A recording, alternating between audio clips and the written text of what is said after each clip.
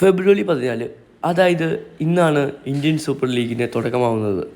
എന്തായാലും ഇന്ന് Kerala Blasters versus Mohun Bagan match കൊച്ചിയിൽ അരങ്ങേറുകയാണ്. ഈ മത്സരത്തിൽ ബ്ലാസ്റ്റേഴ്സിന് ഇച്ചിരി സങ്കടമുള്ള കാര്യം എന്താണെന്ന് വെച്ചാൽ ബ്ലാസ്റ്റേഴ്സിൻ്റെ ക്യാപ്റ്റൻ അഡ്രിയാൻ ലൂണ ഇല്ല, അതുപോലെ തന്നെ നോവ സദോയി ഇല്ല.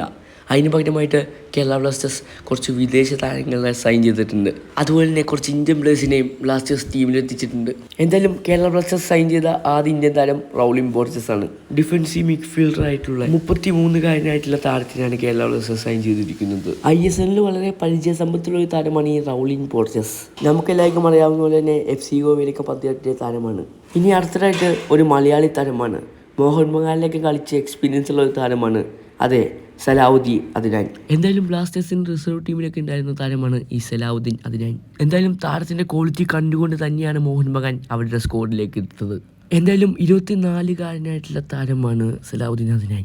എന്തായാലും താരം ഒരു അൺപ്രഡിക്റ്റബിൾ വിങ്ങറാണ്. ഇനി അടുത്തതായിട്ട് കേരള ബ്ലാസ്റ്റേഴ്സിൻ്റെ വിദേശ താരങ്ങളുടെ കാര്യം എടുക്കുകയാണെങ്കിൽ കേരള ബ്ലാസ്റ്റേഴ്സ് 5 വിദേശ താരങ്ങളാണ് സൈൻ ചെയ്തിട്ടുള്ളത്. എന്തായാലും ഫസ്റ്റ് തന്നെ മാർലോൺ റൂസ് എന്ന താരത്തെയാണ് കേരള ബ്ലാസ്റ്റേഴ്സ് സൈൻ ചെയ്തിരിക്കുന്നത്. എന്തായാലും താരം ഒരു അറ്റാക്കിംഗ് മിഡ്ഫീൽഡറാണ്. എന്തായാലും ഇതൊരു ഇമ്പോർട്ടൻ്റ് ആയിട്ടുള്ള സൈനിങ് തന്നെയാണ്. എന്തായാലും അതിനുശേഷം മുൻ PSG വിങ്ങറായിട്ടുള്ള കെവിൻ യോക്കിനെയാണ് ടീമിലെത്തിച്ചിരിക്കുന്നത്. ഫ്രഞ്ച് താരമാണ് കെവിൻ യോക്ക്. എന്തായാലും താരം ഒരു വിങ്ങറായിട്ടാണ് കളിക്കുന്നത്, പക്ഷേ മുന്നേറ്റത്തിൻ്റെ ഏത് പൊസിഷനും കളിക്കാൻ പറ്റിയ താരമാണ് ഈ കെവിൻ യോക്ക്. പിന്നെ മുൻ ഗോകുലം കേരള മിഡ്ഫീൽഡറായിട്ടുള്ള മാത്തിയസ് ഹെർണാണ്ടസിനെയാണ് ടീമിലെത്തിച്ചിരിക്കുന്നത്. എന്തായാലും സ്പാനിഷ് താരമാണ് മാത്തിയസ് ഹെർണാണ്ടസ്. എന്തായാലും ഇനി കേരള ബ്ലാസ്റ്റേഴ്സ് അടുത്തായിട്ട് ടീമിലെത്തിച്ചിരിക്കുന്നത് ഒരു സ്ട്രൈക്കറിനെയാണ്. വിക്ടർ ബെർത്തോമി എന്ന താരത്തിനാണ് കേരള ബ്ലാസ്റ്റേഴ്സ് ടീമിലെത്തിച്ചിരിക്കുന്നത്. എന്തായാലും മുൻകാല ക്ലബ്ബുകളിൽ ഗോളടിച്ച് കൂട്ടിയ താരമാണ് ഈ വിക്ടർ. യൂറോപ്യൻ ഫുട്ബോളിലും ഏഷ്യൻ ഫുട്ബോളിലൊക്കെ കളിച്ച എക്സ്പീരിയൻസ് ഉള്ള താരമാണിത്. അതുപോലെ തന്നെ ഒരു സെൻട്രൽ ബാക്കിനെയും കേരള ബ്ലാസ്റ്റേഴ്സ് ടീമിലെത്തിച്ചിരിക്കുന്നുണ്ട്.